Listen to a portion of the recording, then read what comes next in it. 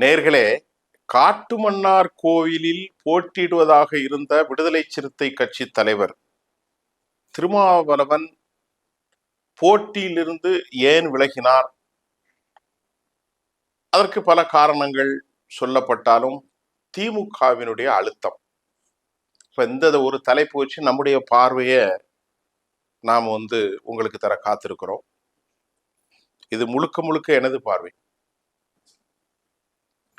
அதாவது விடுதலை சிறுத்தைகள் கட்சி திமுகவோடு மதச்சார்பின்மை, சாதி விரோத நடவடிக்கை, பெரியாருடைய திராவிட தேசியம், இந்த மூன்று அடிப்படை தான்.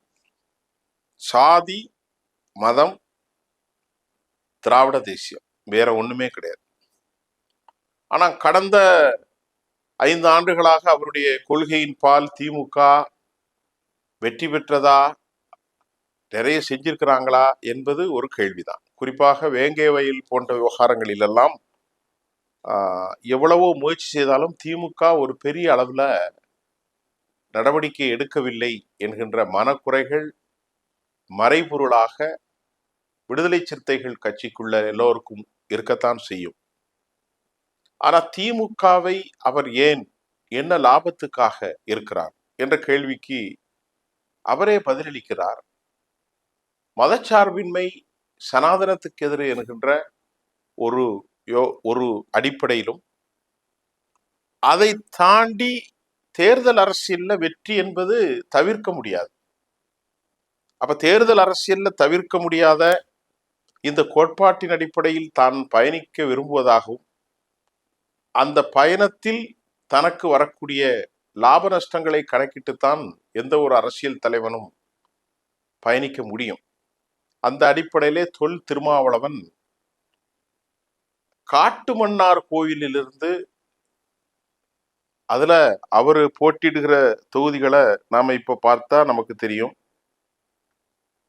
அதுல அவருக்கு விடுதலை சிறுத்தைகள் கட்சி காட்டுமன்னார் கோயில் கொடுத்திருந்தார்கள்.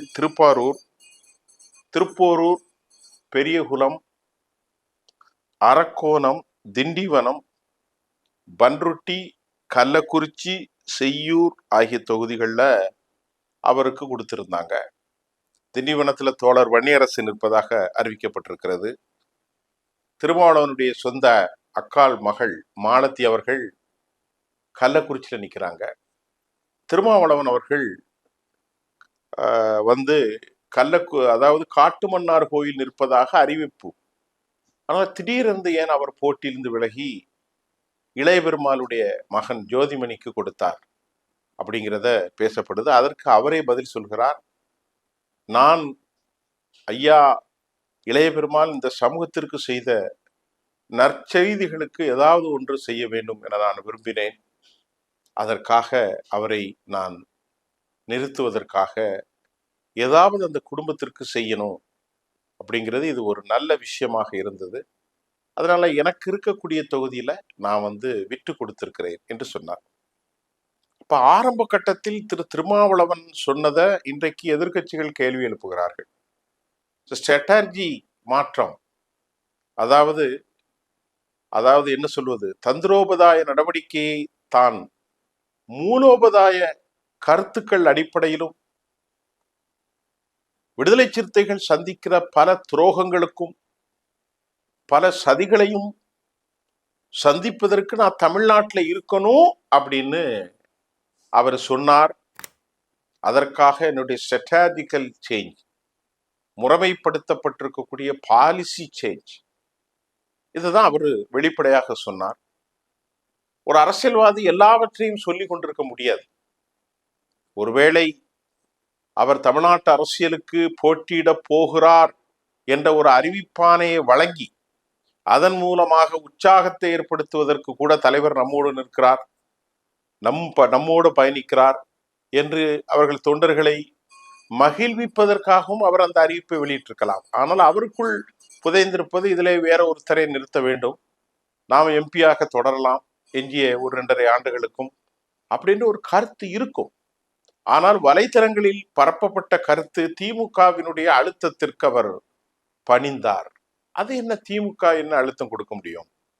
ஒரு தலைவர் இருக்காரு, அந்த தலைவர் அவர் ஒரு தனி கட்சி. சாவரினிட்டிங்கிறது தேசத்துக்கு மட்டும் இல்ல, இறையாண்மை என்பது ஒவ்வொரு அமைப்புகளுக்குமே உண்டு. அவர்களுக்கு ஒரு சட்ட திட்டம் உண்டு, கூடுதல் உண்டு, கலைப்பு உண்டு, எல்லாமே உண்டு. திருமாவளவன் அவர் ஒரு கட்சியினுடைய தலைவர். அதற்கும் திமுகவுக்கும் என்ன? ஆரம்ப கட்டத்தில் என்ன திமுக கூட இல்லையே, அதிமுகவோடு இருந்தார். ஐயா மூப்பனாரோடு எல்லாம் அவர் பயணித்தவர் கடந்த காலங்கள்ல. அப்ப இன்றைக்கு திமுகவோட ஏன் 2016 மக்கள் நல கூட்டணிக்கு அவர் ஒரு ஒரு மிக முக்கிய ஒரு ஒரு சப்ஜெக்ட், ஒரு அதாவது அதுல ஒரு பார்ட்டா இருந்தார். இப்பொழுது அவர் தொடர்ந்து பயணிக்கிறது தமிழ்நாட்டில் பாரதிய ஜனதா கூட்டணிக்கு அண்ணாமலை போன்றவர்கள் எல்லாம் வந்து கடும் போக்குவாதிகள் கடுமையாக பேச ஆரம்பித்தவுடன் தலித் விடுதலை, சிறுபான்மையினர்கள் விடுதலை என்ற ஒரு கோட்பாட்டிலும் பெரியாரிய கோட்பாட்டின் அடிப்படையிலும் அவர் பயணிப்பதாக அவர் சொல்லுகிறார். இதுல வந்து திமுக வந்து என்ன அழுத்தம் கொடுக்க முடியும்? அவர் முதல்ல சொல்லியிருப்பாரு, அது ஒரு அரசியல் ரீதியாக கூட இருக்கலாம். அதே சமயம் திடீர்னு யோசிச்சு பார்த்திருப்பார், சரி நம்ம எதுக்கு பண்ணணும், நல்ல ஒரு சமூகத்திற்கு சேவை செய்த ஒருத்தரை நாம நிறுத்தலாமே அப்படின்னு நிறுத்திட்டு கூட அவர் மாத்திருக்கலாம். இப்ப திராவிட முன்னேற்ற கழகம் அழுத்தம் கொடுத்து என்றால் திமுகவுக்கு பின்னடைவாக ஆவாதா? திமுக எந்த அடிப்படையில் அழுத்தம் கொடுக்க முடியும்? நான் நிக்கிறேங்க, அதுக்கு உங்களுக்கு என்ன? எங்க தொகுதி எங்களுக்கு 8 கொடுத்துட்டீங்க, இந்த தொகுதியில நான் நிக்கிறேன்னு திருமாவளவன் சொன்னா திமுக என்ன செய்வான்? திமுகவால என்ன செய்ய முடியும்? அது வந்து என்ன சொன்னாங்க, நீங்க தமிழ்நாட்டு அரசியலுக்குள்ள வரக்கூடாது, அதாவது போற போக்கிலேயே பேசுறது. அதல்ல சரி உண்மை. நம்மளை பொறுத்தவரை எல்லா அரசியல் கட்சிகளுக்கும் ஒரே பார்வைதான். திராவிட முன்னேற்ற கழக அரசு அழுத்தம் கொடுத்தெல்லாம் திருமாவளவன் அதிலே அவர் வந்து பேக் அடிக்கவில்லை. அவர் சொன்னதும் ஒரு சில ரகசிய காரணங்களுக்காக. இப்பொழுது அவர் விலகுவதும் சில சில ரகசிய காரணங்கள் இருக்கலாம். ஒரு கட்சியை பொறுத்தவரை 1008 நிகழ்வுகள் உண்டு. அது முன் இருக்கலாம், பின் இருக்கலாம், எல்லாத்தையுமே பொதுக்களத்திலே விமர்சனம் செய்து கொண்டிருக்க முடியாது. அவர் டெல்லியில எம்பியாக இருந்தால் தமிழ்நாட்டு சட்டமன்றத்தில் அவர் உள்ளே சென்றால் நல்லாக இருக்கும் என்று கூட நம்பலாம். இப்போ உடனே அவர் வந்து வந்துவிட்டால் மந்திரி பதவி கேட்பார், அது கேட்பார், இது கேட்பார். அதெல்லாம் நீங்கள் ஏன் கற்பனை செய்ய வேண்டும்? அவர்தான் தலைவர், அவருக்குத்தான் ஓட்டு. அவரை எதிர்த்து யாராவது வெளியே போய் நின்றாலும் செல்லா காசு ஆகி விடுவார்கள். அது எல்லா கட்சிக்கும் உள்ள அடையாளம் தான். புரியுதா உங்களுக்கு? அவருக்கு எதிராக யாராவது அந்த கட்சியில இருந்து போய், எத்தனையோ பேர் இருக்காங்க, யாருமே வந்து ஒரு உருப்படியா இல்லை. ஏன் இன்னும் விடுதலை சிறுத்தைகள் உருப்படியாக நிற்கிறார்கள்னா அவங்களுக்கு ஃபண்டமெண்டல் கோர் ஐடியாலஜில ஹோல்டிங் ரொம்ப ஸ்ட்ராங்கா இருக்கிறாங்க. த ப்ரொஃபஷன் ப்ரொக்ளமேஷன் அதை மக்களிடத்திலே சொல்கிறார்கள், ஒரு பிரகடனமாகவே அறிவித்திருக்கிறார்கள். அதனால விடுதலை சிறுத்தைகளுக்கு வந்து திருமாவளவனை ஓவர் கம் பண்ணி பார்த்து அதெல்லாம் ஒன்றும் பண்ண முடியாது. ஒன்று, இது கட்சிக்குள் இருந்து யாராவது அவருக்கு விரோதமாக செயல்பட்டார். இரண்டாவது, கூட்டணி கொடுத்து விட்டது. கூட்டணி யாரை நிறுத்துவது, யாரை நிறுத்தக்கூடாது என்பது ஒவ்வொரு கூட்டணிக்கு உள்ள விஷயம்.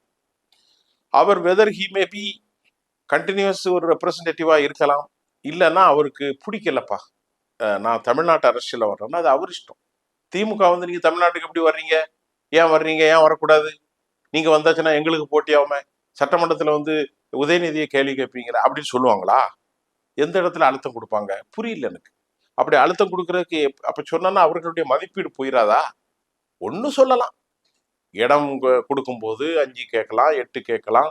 சில தொகுதிகள் இந்த தொகுதி வேணும், அந்த தொகுதி வேணும்னு அவர் கேட்கலாம், இவங்க தர முடியாதுங்கலாம். இல்ல இதை மட்டும் எடுத்துக்கிடுங்கன்னு சொல்லலாம். இல்ல அதையும் அப்படித்தான் வந்து நடந்திருக்கிறது. திரு கருணாநிதியுடைய காலத்திலே ஒரு தொகுதியை வந்து விட்டு தர மாட்டேன்னு சொன்னார் கருணாநிதி. கடைசியில திருமாவளவன் அவர்கள் அதை ஸ்ட்ராங்கா கேட்டு நீ நின்னா மட்டும்தான் நான் உனக்கு தாரேன்னு சொல்லி திரு கருணாநிதி அவர்கள் அழைத்து கொடுத்த கதைகள் எல்லாம் உண்டு. அப்படி இருக்கும்போது அழுத்தத்தின் வாயிலாக அவர் நாடாளுமன்றத்தை விட்டு வர மறுத்தார், எடுத்த முடிவை மாற்றினார். இதெல்லாம் வந்து சின்ன பிள்ளைக்கு கையில கொடுத்த ஒரு காதுல பூ சொல்லக்கூடிய பொய்யாக தெரிகிறது. அவர் சொன்னதும் அதுல ஒரு ஒரு விஷயம் இருக்கிறது. அவர் திடீரென காட்டுமன்னார் கோயிலிருந்து விலகி ஜோதிமணி அறிவித்ததும் அதற்கு ஒரு விடயம் இருக்கிறது. அதனுடைய காலங்கள் அதற்கான பதில் சொல்லும். ஆனால் ஒன்று, இந்த தேர்தலில் திமுகவோடு அவர் தொடர்ந்து அதாவது மதச்சார்பின்மை என்கின்ற ஒரு அடித்துவத்தில் அந்த வண்டியை இணைத்து போகிற கப்பலில் அல்லது தொடர் வண்டியிலே அவரும் ஒரு மூலப்பொருள். அவர் இல்லாமல் இந்த வண்டியை இழுக்க முடியாது. அப்ப அப்படி ஒரு மதச்சார்பின்மையில் தொடர்ந்து சென்று கொண்டிருப்பவர். கசப்புணர்கள் வரும். அந்த கசப்புணர்கள் காலம் அதற்கான பதிலை ஈட்டப் போகிறது. எப்போதும் தமிழ்நாடு சட்டமன்றம் ஒவ்வொன்றுக்கும் ஒவ்வொரு நடைமுறைகள் இருக்கும். இந்த சட்டமன்ற தேர்தலில் உண்மையிலேயே நாம் பாசிட்டிவா நெகட்டிவா இருந்தாலும் யாரும் எதிர்பார்க்காத சில நிலைப்பாடுகள் ஏறும். ஆட்சிக்கு அவர் வருவார் இவ்வளோ வருவார்னு சொல்ல முடிகிற அளவுக்கு கட்டாயம் சொல்ற அளவுக்கு நம்மள்கிட்ட தகவல் இல்லை. ஆனால் ஒவ்வொருவரும் பிரிக்கக்கூடிய வாக்குகள் பல புதிய சுப செய்திகளை சிலருக்கு சொல்லும், சிலருக்கு அழுக்கடைந்த அவமானகரமான அபாயகரமான செய்தியாகவும் அது அமையும். அந்த அடிப்படையில சிறுத்தைகள் ஒரு துணை கட்சி தான். பொதுநீர் மைய நீரோட்டத்தில் கலப்பதற்காகத்தான் அவர்கள் இன்னும் பயணித்துக் கொண்டிருக்கிறார்கள். பொது தொகுதியில அதிகமாக எங்களுக்கு இடம் கொடுங்கள் என்று கேட்பதே மைய நீரோட்டத்தில் எல்லோரோடு நாங்களும் சமம்தான், எங்களை ஒதுக்கி வைத்து அசிங்கப்படுத்த வேண்டாம் என்பதுதான் அவருடைய அந்த கோரிக்கை. அதற்காகத்தான் அது இந்த அளவுக்கு போய்கொண்டிருக்கிறது என்று நான் நம்புகிறேன். விடுதலை சிறுத்தைகள் கட்சியினுடைய தோழர் தொல் திருமாவளவனுக்கு திமுக ஒரு பெரிய பிரஷர் கொடுத்த மாதிரி எனக்கு அது தெரியல. ஆனால் அடுத்த முறை, இந்த முறை அவர் திமுகவோடு நிறைய முரண்படலாம். அதுல எனக்கு ஒத்த கருத்து இருக்க மாதிரிதான் தெரியுது ஒரு செய்தியாளனா. ஏன்னா இன்னும் அவர் அவமானத்தை தொடர மாட்டார். அதுல நம்பிக்கை இல்லை. இன்னும் அவமானத்தை அவர் தொடர்வதற்கான வாய்ப்புகள் இல்லை. ஏனென்றால் வேங்கவயல் போன்ற பிரச்சனைகள் எல்லாம் ரொம்ப கசப்பான உணர்வு ஏற்பட்டிருக்கிறது என்றுதான் நான் நம்புகிறேன்.